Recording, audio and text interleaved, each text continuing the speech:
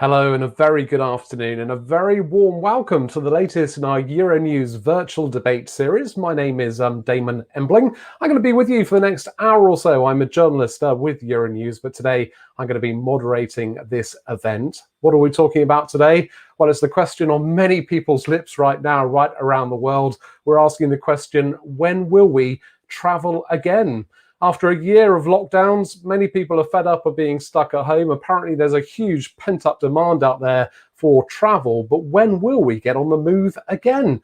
Obviously, with the vaccine rollout and testing ramping up right around the world, that's fueling hopes that we might have some movement over the coming months at least. But clearly, COVID is still a big problem in many countries around the world. So where are we going from here? What needs to happen at a national and international level to start to get things moving again? Will vaccinations, will those testing regimes, how to move things forward? And what are some of the forecasts really for the domestic and international markets looking ahead to the year ahead and the next couple of years after that? And what kind of demand is there actually out there from consumers? What are they looking for right now? What are their demands? And what are they hoping that they'll be able to do in the future over the coming months? Will the summer season be saved? That's one of the big questions that we're going to be looking at this afternoon. So hi to everyone that's joining us. Do say hello if you want to get involved. And also do ask us any questions that you have for our great lineup of panelists that we've got in front of you there. Just leave your questions in the comment section just below the video screen where you're watching. So without further ado, let's introduce the great panel I have for this debate this afternoon. Where will we travel again? First of all, in London, we've got Gloria Guevara, who's the president and CEO of the World Travel and Tourism Council, also known as the WTTC, and also former Mexico Minister of Tourism. Hello to you, Gloria. Nice to see you, Gloria. Just remember to take your mute button off when you're speaking. Also, let's go stateside to Florida in the United States. Sunny Florida, no doubt. CEO of Brand USA there, Chris Thompson. Thank you very much indeed for joining us, Chris. Yes, sir. Good morning, stateside. Yeah, good morning to you. Thank you very much indeed. Looking forward to your contribution. Let's get back to Europe and let's go to Rome in Italy, where we've got Maria Elena Rossi, who's the Marketing and Promotion Director at INIT, which is Italy's National Tourist Board. Hello to you, Maria. Hello to everyone. A pleasure being here. Thank you very much indeed for joining us. Let's go back to the Northern Europe, and we're going to go to Belfast in Northern Ireland, and Andy van der Veldt, who's the Senior Director of Business Development with Expedia. Hi to you, Andy. Hello, Damon, and thank you very much for having me. Yeah, looking forward to your contribution too. And last but not least, our fifth panelist that we've got lined up, who's actual fact just a few kilometres from where I live in the UK. He's Dave Goodger. He's the Managing Director for the EMEA region at Tourism Economics. He joins us from near Oxford this afternoon. Hi to you, Dave. Hi, Damon. Hi, everyone. Thank you very much indeed. Looking forward to your contribution too. So we're here for the next 60 minutes or so, as I say. And if you are watching and if you have any burning questions for any of our panelists, do remember to put them in that comment section just below the video where you're watching. Gloria, I'd like to start with you at the WTTC in London. Today, we're going to be looking ahead to the future and what it might hold for travel and tourism. But I think also it's important just to take a step backwards, really, isn't it? And to take stock of where we are with travel and tourism. You just released some data on where things are at, haven't you? Yes, thank you for having me. Good morning, good afternoon. A pleasure. Absolutely. WTTC represents the global private sector. We have a little bit over 200 CEOs from around the world. Actually, Chris Thompson is one of our members, as we also have destinations. We released some numbers, as you mentioned. I have a slide to share with the audience, and basically that's the economic impact report. Years we have done research in 185 countries around the world. Oxford Economics is our partner, and as you can see here, in 2019, travel and tourism contributed to 10.4% of the global GDP, 10% of the global GDP. But unfortunately, COVID was devastating for our sector. 49% decline compared to 3.7% that the economy declined last year. So our contribution last year, according to our data, is 5.5%, which is basically 4.5 trillion or $4,500 billion. That is the loss. From 9.2, we came down to 4.7. Now, very important also, we contributed to 1 in 10 jobs in the planet. That's 334 million jobs in 2019. Unfortunately, because of the impact of the lack of international travel and domestic travel, there are almost 62 million jobs gone globally. So the number came down to 272. There is still 100 million jobs at risk, and the reason is because governments, just the governments of the US, Italy, UK, Europe, and many others have offered furlough schemes and protection to the workers, but depends on how long that protection is going to be. Those additional jobs can be also impacted. So we're still seeing 100 million jobs at risk in addition to the 62 that they are gone. Very important to highlight also the last 5 years previous to COVID, every single year, considering all the new jobs within all the sectors around the world, all new jobs, 1 in 4, that was a contribution for travel and tourism, 1 in 4 jobs. So as you can see, the impact has been devastating. It's the worst crisis. It's 18 times the financial crisis. That is the size of the impact, unfortunately. Truly unprecedented. And Gloria, thank you very much indeed for giving us that insight. Maria, if we can go over to you in Italy, at the National Tourist Board there, when you look at those figures, they really are stark, aren't they? Quite devastating for the sectors, what's happened over the past year. How can you pick yourself up from this? It will be a gradual pickup for us. The loss in jobs for Italy was 4 million, and in fact we do believe that it will take definitely time, although the present government has given very strong signals. First of all, by creating a Minister of Tourism, but also supporting the sector very strongly, and also giving yesterday the date of the restart of the reopening, which will be on the 2nd of June.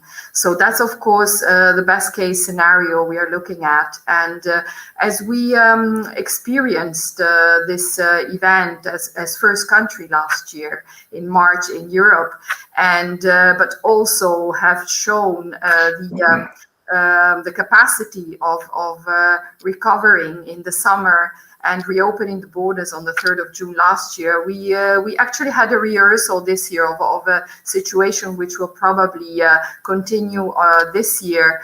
But we are very, very expecting a similar scenario with strong domestic presence, and luckily Italy has, let's say, it's a big country, and it has already before COVID, domestic traveling represented 50% of our industry, and so we do believe that in this respect, domestic travel will be supporting the economy as much as possible, not forgetting that also the dynamics will be proximity tourism, so people traveling last minute, last second.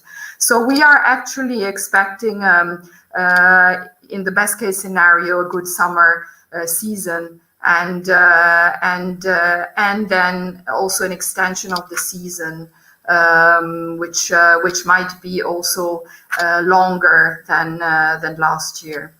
Okay, Maria, and we're going to ask Dave Goodger from Tourism Economics in a few moments for some figures and forecasts looking forward for domestic versus international tourism. First, I just want to go to Chris Thompson, the CEO of Brand USA, who's joining us from Florida for this event. Chris, would you go along with that it is likely to be the domestic market that's going to pick up first? People in the States are going to be traveling much closer to home, certainly this year. Absolutely. Good morning, and thanks for having me, and welcome everybody. So absolutely, for sure, the domestic market will be the first to come back. Our focus at Brand USA is on attracting international visitation, and of the overall impact of travel and tourism has, the international sector of it is a quarter to a third of the contribution to the economy. But getting domestic tourism back is the highest priority.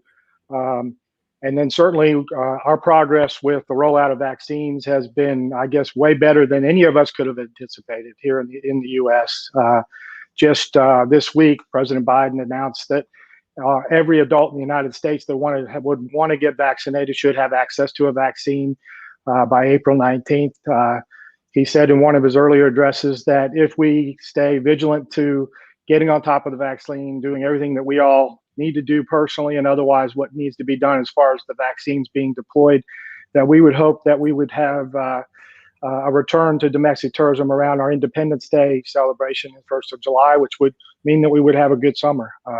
And I would say, as far as our ability to attract international visitors from outside our borders, the very first thing that we have to do is to prove that we can bring our domestic tourism industry back, and so that our friends and visitors from around the world can actually see us out and about enjoying the diversity of geography and experiences that the U.S. has, that is what makes us one of the more aspirational destinations in the world. So we're optimistic about that. And then one last thing, just yesterday, I believe the state of California announced that they were opening back up in the middle of June. So our largest state, the highest number of population, is coming back, and we welcome that. So yeah, the domestic component is the most important part. When we talk about jobs, with all the job losses, the unprecedented amount of job losses here in the U.S., 40% of those were tied to the hospitality industry. The hospitality industry is a big, broad category, but in reality, it is what is the fabric of our communities, our hometowns, the places we live. And it's the one that was hit the hardest and the quickest. But I think once we're on top of the pandemic, once we can travel again, I do believe that the hospitality industry will bring us back to jobs quicker than any other sector can do that. Okay, Chris, thanks for that for now. You mentioned the word vaccine. This is going to be a really important word in our debate, I think, this afternoon, because I had a lot of questions about vaccines and vaccination passports, the prospect of those coming in Europe and beyond. And we will get round to some of your questions that have come from our audience. So thank you very much indeed for those. We'll be posing those and focusing on vaccination passports in just a few minutes' time. Before we do that, Andy van der Veldt from Expedia, I want to pick up on this thing that obviously domestic markets are probably going to rebound a lot faster than international ones are certainly this year. Obviously, Expedia is an international platform. Where does that leave you then? How are you adapting to that? Well, you just pointed it out there, Damon. I think it's the fact that we are an international platform. It covers both domestic and international travel. Obviously, in different parts of the world, we have a stronger brand recognition for obvious reasons in North America, for example, but also in Western Europe. But we have obviously got a very strong domestic presence around the globe amongst the number of brands that we represent everywhere. So we've seen that obviously, and just reiterating what everybody else has said so far, is that domestic drive not only going forward, but as we also know recently in the last 6 months has been the main driver in some sort of tourism recovery in a lot of these destinations. So we see that in the figures, not just in terms of search, but in bookings as well. And we have that added advantage, obviously, of being able to see slightly further into the future and sort of like that pre-booking or search and sort of bookings made in the next 6 months. So we're able to see that domestic will play that very important role, not just in specific areas, but globally, effectively, in that sense. And then what we are seeing, which is obviously quite important, and I suspect that, others will say the same, is the only thing that's holding people traveling at the moment is legislation that's being put out there by governments. Because that pent-up demand is very much there, and we're seeing that not just in the searches, and it never really went away either. So everyone was dreaming right from April last year to travel again. So there is very much this pent-up demand. Yeah, I think people are certainly still very much dreaming of all those different places they want to go to. Well, our stats man in this debate today is Dave Goodger. He's from Tourism Economics in the UK. So Dave, we were talking about sort of domestic versus international travel, how things might look over the coming months, coming year ahead. You've done a lot of research into this. What does your research tell you? Yeah, thanks for that, Damon. Yes, I'm very pleased to announce that, our research does actually align with what everyone else has said. Otherwise, I might be left looking at a little silly right now. But if you can bring up slide, I've just prepared a short chart summarizing what we're seeing as some of the global trends within our latest forecasts, both for domestic travel as well as for some elements of international travel. The key thing, we absolutely estimate, that there is the pent-up demand out there that everyone has talked about. Tourism economics is part of Oxford Economics. We rely on all of the global macroeconomic forecasts that are done within the wider company. And all of this points to the fact that there is this demand out there. The economy is recovering. There has been all of this, government support that was mentioned at the start by Maria, which has done... which has supported a lot of the jobs, has meant that some of the job losses weren't as bad as possibly could have been been the case, but this support has meant that economic activity has continued, people have remained in jobs, income growth has continued. There is demand out there for travel. It does mean that we will, firstly, though, see that domestic travel recover first, as was shown in the chart.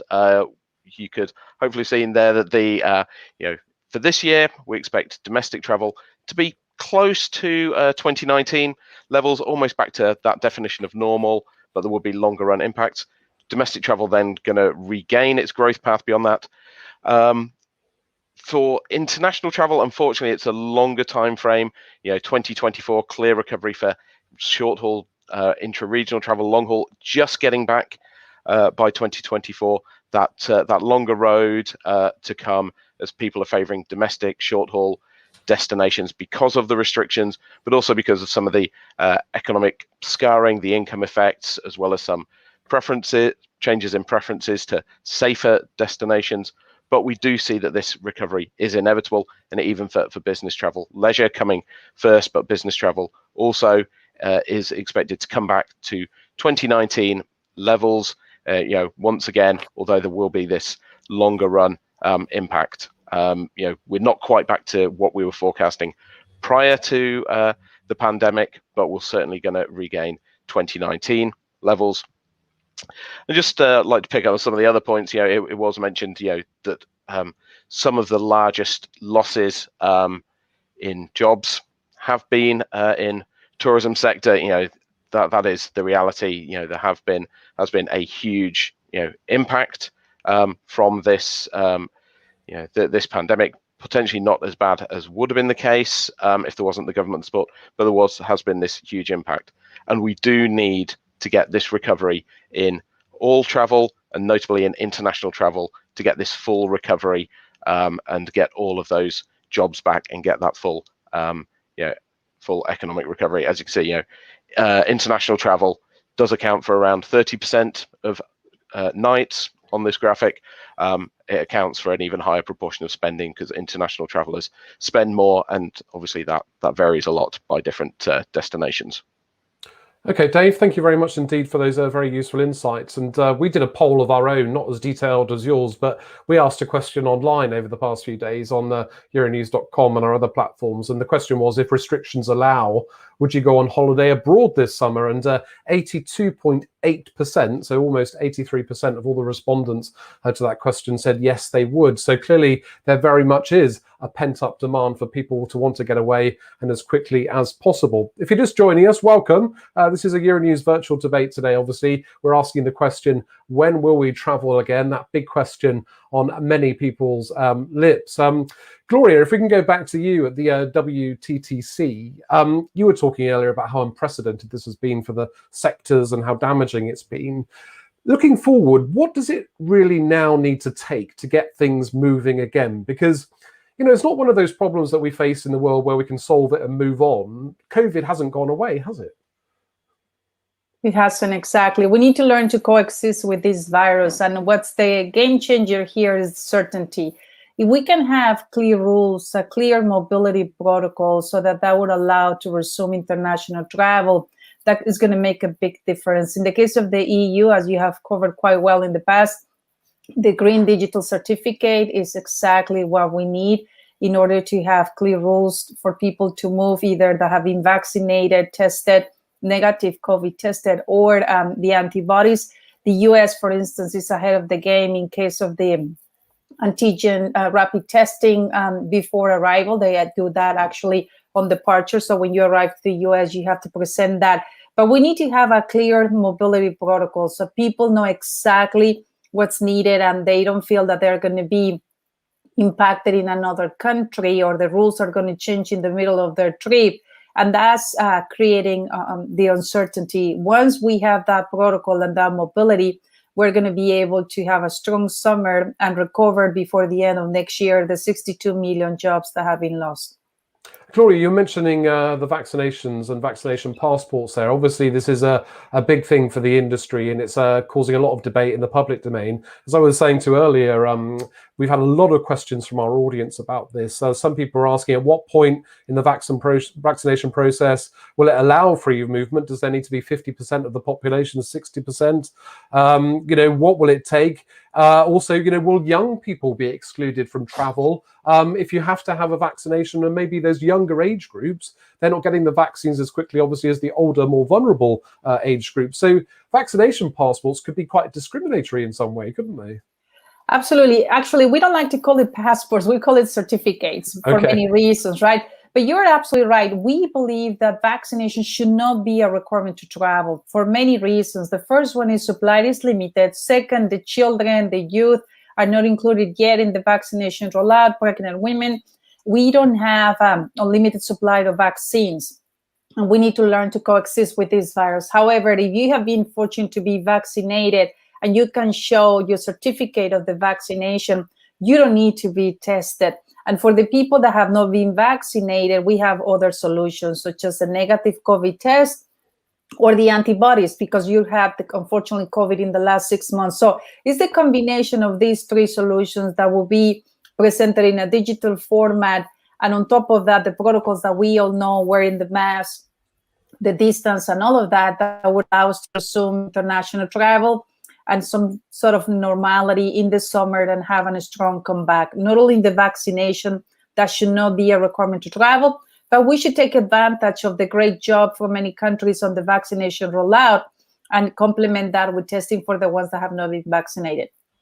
Maria, let's go to you, the Italian Tourism Board. What role do you see for vaccines and testing going forward to open up Italy and the rest of Europe? I mean, and one of our viewers was asking, what's your expectations for acceptance of the non-EU approved vaccines in the aspect of getting people moving again? Because, as you know, the EU's approved certain vaccines. They haven't approved others from places like Russia and China. But some people will have had those vaccines or are going to have them in the future.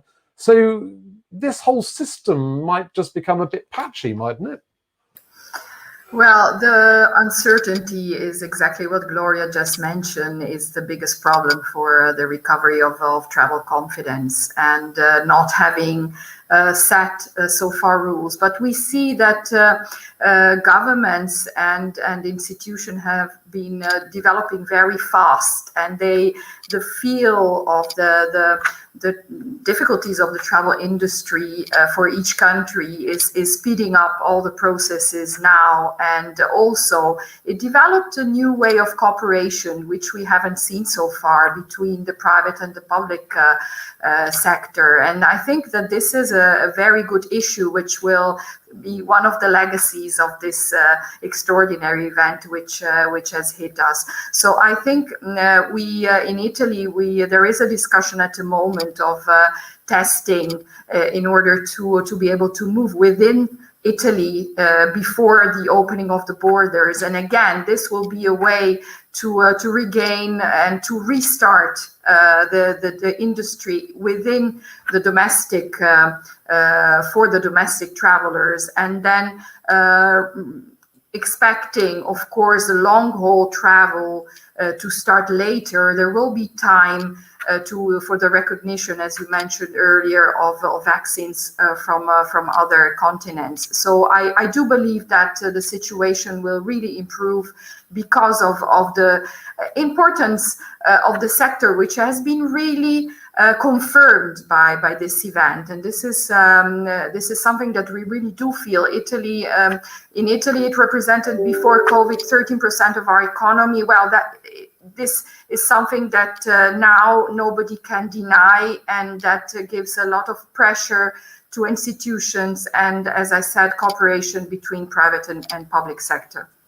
Okay, Maria in Rome, thank you very much indeed for that. Let's go across the other side of the Atlantic, back to Chris Thompson, who's the CEO at Brand USA. Chris, I don't know what exactly the role of vaccines and testing will be in all the different countries around the world. I mean, obviously that's still being figured out. But, we talk about this pent-up demand for people to want to go away on holiday, want to travel. But how much will they be willing to put up with? And how much will they be willing to pay? I just came back from an essential business trip last night, came back to the UK. I've got to take 4 tests. It costs hundreds and hundreds of euros. I had to wait over 3 hours in the immigration queue to get back in through Heathrow last night. It was a nightmare, actually, and it was very tiring for everybody. Everybody understands that we now have to have these tests and the checks in place. But the process has got to be a lot smoother, hasn't it, in terms of moving people around? Because surely there's only so much people will take. Yeah, I'd have to agree with that. We're not a lobbying organization. We're not a trade association. We're in a marketing organization here in the U.S. But what do you want to see happen to get people moving again, though? Because this is all part about getting your sector on the move again, isn't it? No, I was actually getting to that. So here in the U.S., we have a great public-private partnership with our federal government, and certainly the organizations that are glorious counterparts here have the same position as it relates to the fact that this virus, at least in the short and midterm, is not going anywhere, that we have to learn how to live with it. There's all sorts of things that are in place and being tested right now. But the most important thing is that we have to get back to whatever the next normal is. And I think there's all sorts of ways for us to be able to do that. In the end, we have to get the consumers' confidence for them to travel again. And then once we have that confidence, we have to prove to them, particularly here in the U.S., that we're ready for them and that we can provide a safe and healthy environment. So there's a lot of moving parts, but I think what Maria said is very true. I think the focus on the impacts that this pandemic has had on the hospitality sector are unprecedented. And the voice that we now have, the importance that we've always had, that I think now people realize, has allowed us to speed deliberations along within our country and cross borders. And I think that's going to get us to an end result that is quicker than any of us could have imagined, given the circumstances. And that is the highest priority. Without that, then there won't be any travel. But I will say that when we get on top of that, when border restrictions are eased and when connectivity is back, you were talking about the cost of travel. Well, the reason why it's costly is because there's less supply right now of it. The airlines have taken a huge hit for long haul travel, mid haul travel. They've had to cut back. Their path to get back to where they were is going to be a lot longer, mostly due for the extended period of time that they've been where they are. But I do believe that once we're on top of the vaccine, once that we have border restrictions eased, once we have connectivity back, that there is pent-up demand. And not only pent-up demand, and I'm sure my statisticians here on the call with us could confirm this, but I think we're also going to have compressed planning cycles. You know, we have history of how people plan either leisure or meetings or long haul versus short haul trips. But I think all those are going to be compressed, because I do believe that once people have the ability to travel and it's safe and it's the right time, that they will travel. And I know the research that we have access to, that we do in market, suggests that.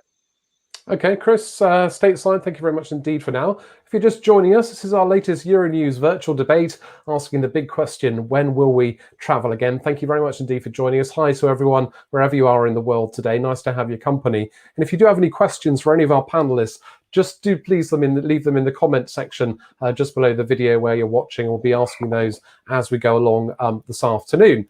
Andy van der Veldt at Expedia, I want to go back to you in Belfast. You talked about this pent-up demand. I've asked the question, how much are consumers willing to take in terms of getting on the move again? From what you're seeing through your platform, I mean, what kind of flexibility do you think travellers and consumers will want going forward? Because actually, for travel companies to become flexible, it took quite a bit of time, didn't it? There was a bit of controversy at the beginning, getting refunds and cancellations, all that sort of stuff. Are the sort of consumers and businesses now coming into some sort of flexible line where everybody's happy? I think they are, yes. Thanks for the question. One, I know from the consumer research that we undertake is that next to hygiene matters, that flexibility is super important from a financial point of view. So the flexibility in terms of insurance cover, full refund associations that the consumers are now expecting. Just recently, actually, just with the Tasmanian bubble opening up, that's become again a hot topic, where on the top of the list again is terms of that full flexibility and full refund.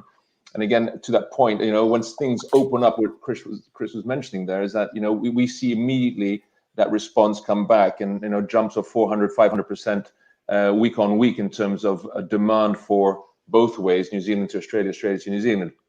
So when we look at that flexibility, it's extremely important, because those, although it's a unilateral, very often unilateral agreements, any one side, dependent on waves of COVID coming back, can potentially shut the door, and therefore consumers need that flexibility in the decision-making process.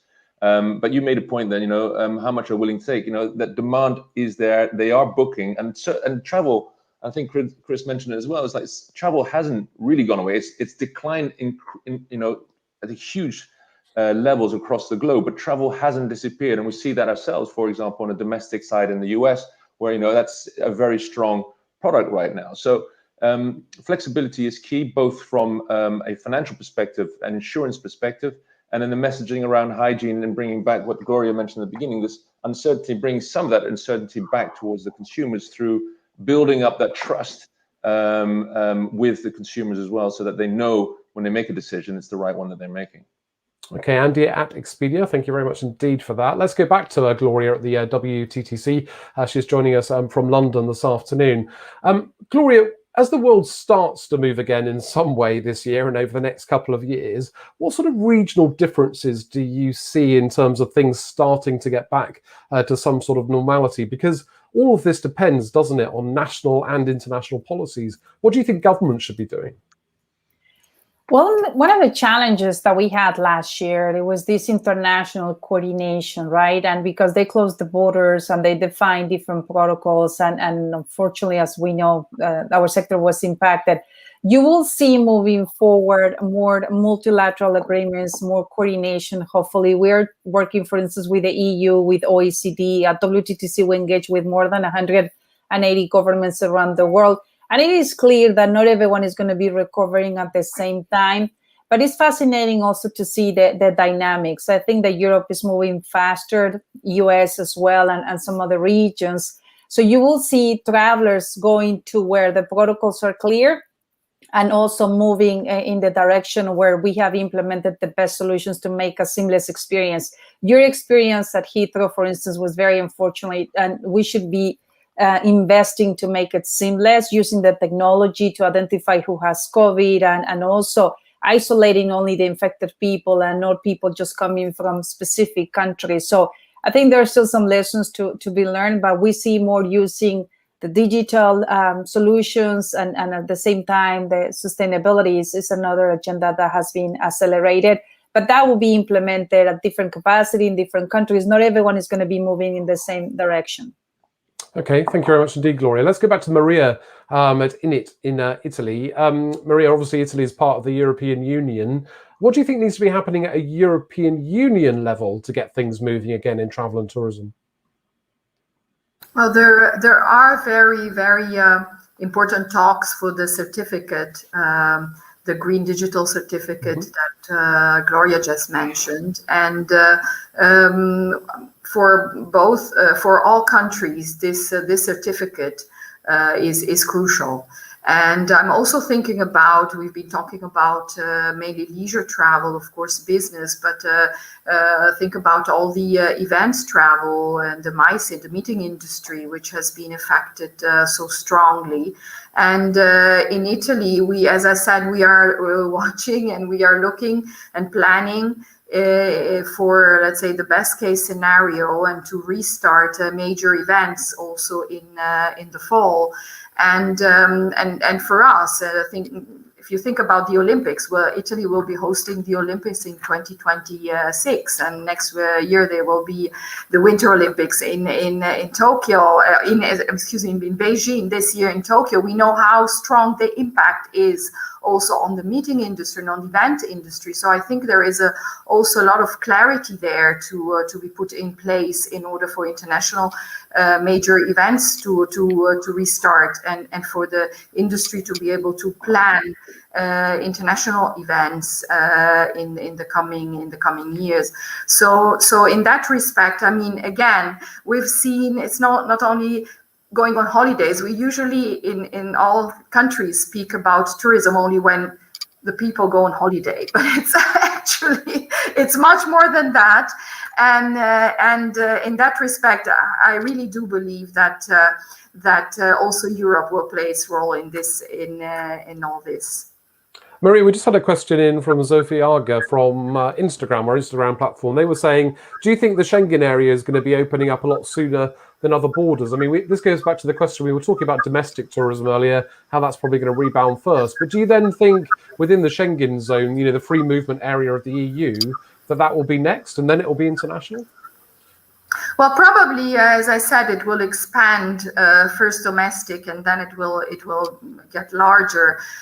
Also, what we see is that most European countries are also pushing for their citizens to stay home and to stay in their country and to support the tourism industry locally. So, of course, the volumes will be very different. Also within the Schengen area. And but in that respect, also again, it's an opportunity to think more about. Gloria talked about sustainability, about value for the communities, the authenticity which we can bring back. If an Italian is traveling in Italy, of course he wants or she wants to have an authentic pasta and not a fake one, just to make an example. But this brings value back. And this brings also value back for the international travelers who will be traveling as soon as the borders will reopen. So I mean, we have to look at this way as well. The opportunity is there to reshape and not only to talk about sustainability, but to carry this out and to develop it into a value growth process, and not only volumes, which are of course very important, but still we know that the volumes, we've seen it with the data that have been shown, the volumes will come back. In the meantime, let's work on value and let's work on sustainability, on community building, on let's say on also new forms of travel, which are now really on growing very much, the outdoor activities, adventure, and all that. So I think again, we have to. This is an opportunity, as usually it happens with big crises, and for those who will be able to catch them, I think they, on the long term, when the international travel will be restarting, it will be a great opportunity. They will be catching much more back on the long term. So the idea is the government should keep on sustaining now as far as it is possible, the industry. The cooperation should go on because we all realize how important it is. And then, I mean, we see that traveling will be back. So This is important. Okay, Maria, thank you very much indeed for that. You touched on post-pandemic consumer trends, what travelers might be looking for in the future in terms of sustainability-conscious travel. I am going to focus on that in a few more minutes. But first of all, I just want to go back to Chris Thompson, who's the CEO of Brand USA, joining us from Florida today. Chris, as we begin to look in the sector at this restart, getting travelers coming back into countries like the United States, what kind of communication and marketing are you going to be taking on to remind them that the US is still there? And where do you think they're going to go? Do you think they're going to head for the urban areas or the countryside?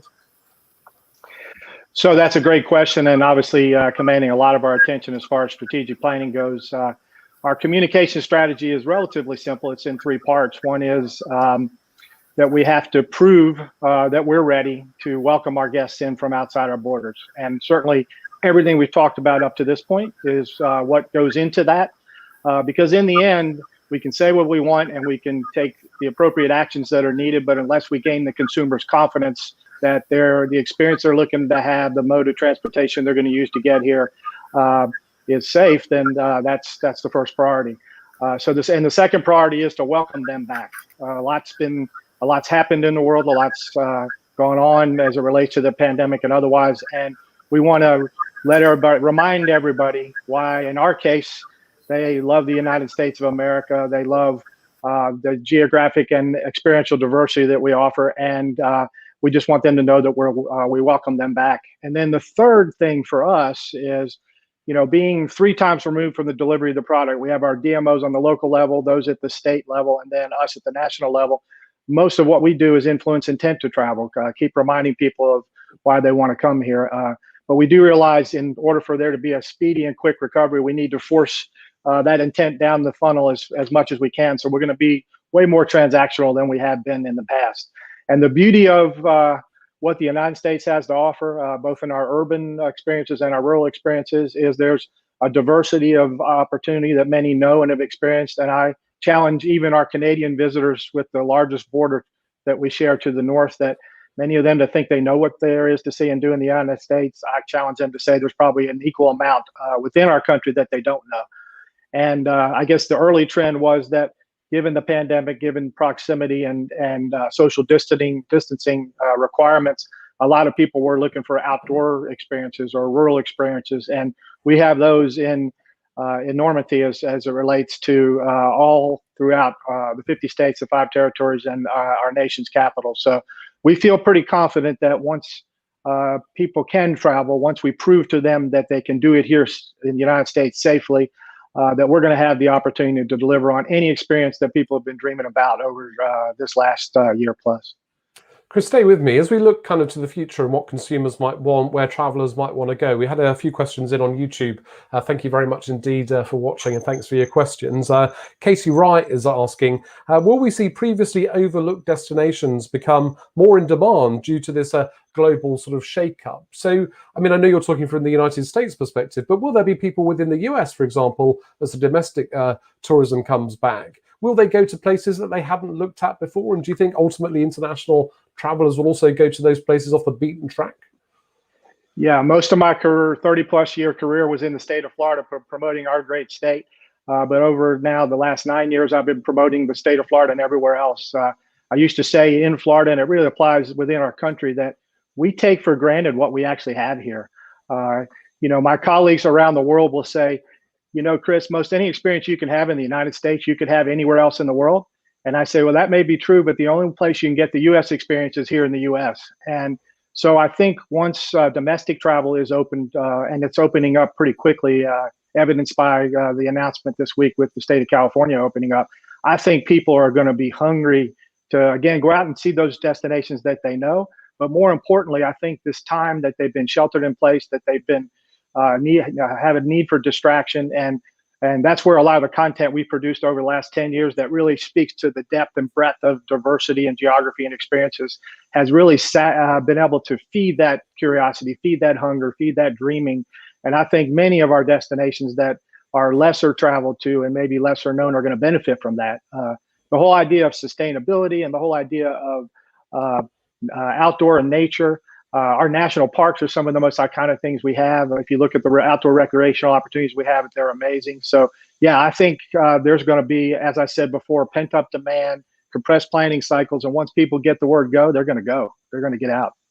Okay, Chris from Brand USA, thank you very much indeed. And thanks, Katie Wright on YouTube, for your question. I hope that answered that for you. Just want to develop those points a bit further with Andy from Expedia, who's joining us from Belfast. Andy, you got your finger on the button there in terms of what people are looking for, the kind of experiences that they might be booking for longer term future, or they might book in the future. What kind of things do you think travelers are going to be looking for post-pandemic? Are we going to see the real emergence of this conscious traveler that many people are talking about? I just want to pick up on what Chris said and answering your question at the same time. Sure. Actually. Obviously, the consumers are led by content. And if they haven't got the content to hand, they will revert to what is top of mind. And as we are all consumers ourselves, top of mind is what we know well, right? So although you think you want to promote diversity in terms of regional spread or seasonal spread, if you are not advocating it, you're not talking about it, you're not putting the content out in front of the consumer, especially in these times when they're searching and they're dreaming for the information and you go dark, there is no content, and therefore there is nothing for them to turn to except for their own knowledge, what it's already been based on, their preconceived perceptions. So when we start talking about sustainability or the growth of the sustainable future of tourism, the first reaction, I believe, is going to be this pent-up demand is just going to be a floodgate that opens up at the moment when borders start going out. I have no belief that all the borders will go up at one time, but were they to, consumers just going to go based on their first feelings and perceptions that they built up over years of traveling and go to places that they know well. Yes, Maria's putting out that culture and the values out there, but if they are so driven by just taking the first break, it's going to be based on knowledge that they already have. So in this interim period, if before all these borders start opening up, it is a perfect moment to get strategies out there, to get that content in front of consumers who perhaps were thinking of one destination or one city within a destination that may be then a sway to potentially visit another city or a second. We know that people are going to be taking up to 2 or 3 trips in the near future, and the confidence levels certainly are there. And we know that people know with a vaccination that 60% are willing to go and travel, and if there's this safe social distancing on airlines and going forward, that confidence will continue to grow. But without content in front of these consumers, we're leaving it up to their imaginations that they have built up over a period of time. So it's incredibly important to get that message that Chris is talking about in front of this audience. Okay, Andy from Expedia, thanks. Let's go back to Dave at Tourism Economics, who's near Oxford in the UK. Thanks for joining us on this debate again. When will we travel again? That's the question we're asking today. So we talked a little bit about the sort of future consumer trends, what travellers might want to do, whether it might be more sustainable in the future, what that might mean for sort of mass tourism destinations. From your perspective, what do you think travellers are going to be wanting in the future? I think the key thing that we've got to bear in mind when we're looking at the return to travel is, there is still room for, a wide range of different products. That is something that we have seen develop over the past however many years, is that, different types of destinations, different types of experiences, trips have become available, and there is going to still be room for all of these different types of travel as we come back. Yes, we saw in the initial stages of recovery last year, when things started to open up, notably in Europe, people were traveling more rural, more domestic, more short haul. We expect that to continue to some extent as in the early stages, but I think we're certainly seeing that there is still that pent-up demand for all other types of travel. There will still be some substitution towards domestic travel. That will be the first bit to come back. It will demonstrate that everywhere's open, but it is great advertising then for foreign visitors to come, maybe try somewhere new, but also revisit some of the previous places that they have visited. I think one thing that has actually been surprising, very pleasantly surprising over the course of the pandemic to date, has just been the extent to which the number of businesses have remained open, the number of businesses, destinations that are still operating. It was a real fear at the start of the pandemic was, how many jobs would be lost, how many businesses, would fail during this period. There's been a lot of government support for these different businesses and destinations, attractions, but they have also been able to raise funds in other ways, and they are there, they are open, and we do think there is that demand that will come back to them. Taking the point of urban versus rural, rural is where people are looking at or have been looking at to date, but there is still a lot of demand. People will start to go back to cities and explore all of the great places that there are out there.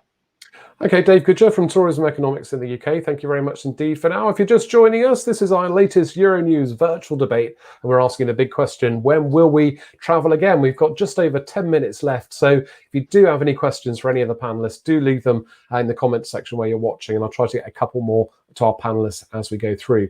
Let's get back to Gloria, who's the President and CEO at the World Travel and Tourism Council in London.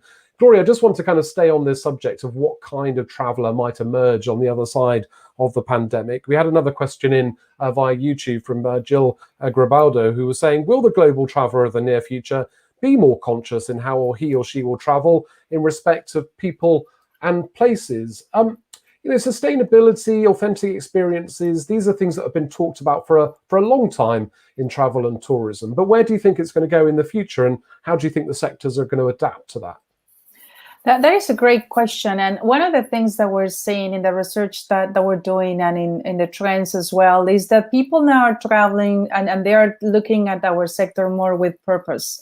And what I'm saying with purpose is that when you travel, you want to make sure that you enjoy life, it helps your mental health, you have a great experience with family, you reconnect with loved ones, and that's an individual benefit. But at the same time, we see the purpose as well in terms of the social impact. When you travel, people want to purchase local. They are realizing about the impact that the lack of travelers are having around the world. For instance, from Africa, the increase of illegal wildlife poaching, because we don't have the revenue from tourism to protect for the wildlife, or the illegal fishing, or so many things, unfortunately, have been negatively impacted because of the lack of travelers, that we see more and more people understanding about the social impact that travel and tourism has. It's not only the money that you spend, it's the jobs and the livelihoods that are affected, but also the reduction in poverty, the creation of opportunities, and more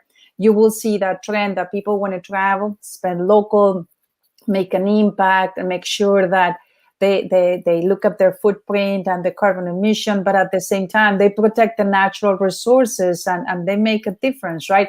That's something that we're seeing more and more, is specifically after what we saw last year in the pandemic, that we took it for granted, and now we believe that there's a better appreciation. But Gloria, what does that mean for the traditional sort of mass tourism destinations, cities and countries that have built themselves on a massive tourism economy? If people don't want to go to those overcrowded cities anymore and they're going to go to other places, what will that mean for local economies? How does this all fit together? For those cities, it means that they need to develop more product, and they need to develop new experiences, and that we need to make sure that we also engage more with the local communities. Even before pandemic, we were talking about destination stewardship and how do we overcome overcrowding. There was a strategy very specific with some destinations around the world, especially in mature destinations where we saw that overcrowding effect. I can tell you that we see a return of travelers to mature and old or new destinations, but it's going to be very important here, the development of the of this new product and the planning, and also the engagement of the community. We also have seen the movement from public and private partnerships to public, private, and community partnerships, where the community is part of the solution, and that they decide how do they benefit as well from tourism, and how many travelers are good to have, and how they move them around. We have been sharing a lot of experiences. So in cities like, to give you an example, New York, and Chris perhaps can elaborate more on this, but New York is a city that has developed a lot of new products. So before COVID, when you were going to New York, you didn't feel that overcrowding, because they created more product in the 5 boroughs, or what they call the 5 boroughs, and they moved people to Queens, Brooklyn, and other areas. Those kind of trends to helping the local communities are going to happen more, and we will see more of those. And we're working with countries around the world to help them in this journey. Okay, Gloria. Chris, at Brand USA in Florida, do you want to add anything to that? No, I think she's exactly right. The whole idea of destination stewardship is expanded. You know, in our space, it's been called a DMO, which is Destination Marketing Organization, but it's really a destination management organization. And I think that trend has been happening over the last decade, and probably was accelerated during the pandemic. So it's I love her comment about going from public-private partnership to a private and community partnership. And I think that's a trend that had already been happening, and I think going into the next normal as it relates to promoting destinations and otherwise providing experiences, that's going to be even a bigger part of the future moving forward. Okay, Chris from Brand USA. Let's go back to Maria, who's in Rome for us today. It's INIT, Italy's National Tourism Board. Maria, when we talk about sort of mass tourism, sustainability, green issues, spreading out the sort of benefits of tourism to much wider communities, what does that mean for a country like Italy? Because clearly you have a lot of cities that are mass tourism destinations. Venice, for example. I know that you were visiting Venice a few days ago when I was speaking to you, and you were saying how quiet it was there. What does this all mean for the future of Italy as a tourism destination and all of its individual destinations? Well, as mentioned earlier, there had been already before the pandemic a new approach to visitor management, and in that respect, really, Venice, in the first place, by the way, this year it's 1600 years since its foundation, and so it's been launching this extraordinary year of celebrations and of cultural and art events. but all cities, Venice, Florence, Rome, are developing new visitor management policies in order to, let's say, reduce the impact of mass tourism and also increasing the value of the experience of the people. And so, as earlier said, new products, but also more sustainable transportation, enhancing the green areas or the water areas which were not part of the traveler's experience. So all cities have really now accelerated processes of also engaging more the local communities, and it's a process which is really very clear in front of us, and starting with the citizens is always the best way. If the citizens live in a sustainable and pleasant environment, it's the perfect place also for tourists in the end. So this is something that is now really important. Milan has a plan for 2030 to plant more than 3 million trees, for instance, and also the path to the Winter Olympics is a path of sustainability and community building. So it's a new way of planning, which we knew we were learning, and now we have to put it into action. And we have the opportunity to do it because, in fact, as you were saying, at the moment, Venice is actually the most beautiful place in the world. And most cities are. It's the best time, I would say, as soon as the border open, to come and visit Italian art cities, because the experience you can have in the museums and in the churches, and it's like. Very, very special. You will be never able probably again to see the Uffizi, the galleries, or the San Marco Basilica as you see it today. Okay, Maria, we're running out of time. Gloria, I want to go back to you very quickly and very briefly, if you could answer this. I've got another question from YouTube, and this is really as we start to wrap things up, really, and look ahead to restarting travel. Nandi is asking, diplomacy and reciprocity is also key in opening borders and starting international travel. How can and will travel leaders help in easing or improving relations? So kind of this, relationships, diplomacy between countries, the international community. What do you want to see happen now? I think that is crucial. And for instance, last year, Saudi Arabia had the presidency of G20, which was an incredible platform for us to work together, public and private collaboration, and define a plan to recover 100 million jobs. This year, Italy has the presidency. They are doing a fantastic job and bringing everyone together as well so that we can have that collaboration. And the G20 is a great platform to get that collaboration. And of course, we also work with the EU and with OECD and the different platforms. And also the announcement from President Biden in the terms of what is he going to do with sustainability and back in diplomacy. We welcome that as well. So this is key. It's not up to the private sector to recover only the millions of jobs and have the protocol. We need the leadership from government. So we're very excited of what we're seeing. And this is something very important. The question is very relevant because with that coordination, we will move faster. Okay, Nandi, hopefully that answers your question. Thank you very much indeed, Gloria, for that. I've got one more question for each of you, and you've got sort of 10 or 15 seconds each, so keep it really brief. And I'm going to ask you the same question as we wrap up. Dave, as we look to the future, and when we start to get traveling again, what's the best thing you're looking forward to when you get traveling again? Visiting somewhere new experiences. That's probably the thing that I like most about travel. Okay, Andy, Expedia, what's the thing that you're most looking forward to when we get moving again? Well, a firm believer of that travel is a force of good, and for me, it's just getting that contact with people outside. Well, outside of my home would be a great start, but outside of my environment right now. Okay, and Maria, in Italy, what are you most looking forward to when you can start truly traveling again? Yes, well, this year it's our cultural area of the year is Procida. It's a beautiful island in front of Naples. And so that's the place I want to go as soon as it opens up. Sounds amazing. Chris at Brand USA, what are you most looking forward to? So travel feeds my curiosity and my growth, and my family. We realized in conversation, all but me have. I'm the only one that have been to the great state of South Dakota to see Mount Rushmore and all the amazing, mostly rural and outdoor experiences that state has. So I'm taking my whole family to South Dakota this summer. Sounds amazing. And last but not Yes, least, sir. Gloria at WTTC.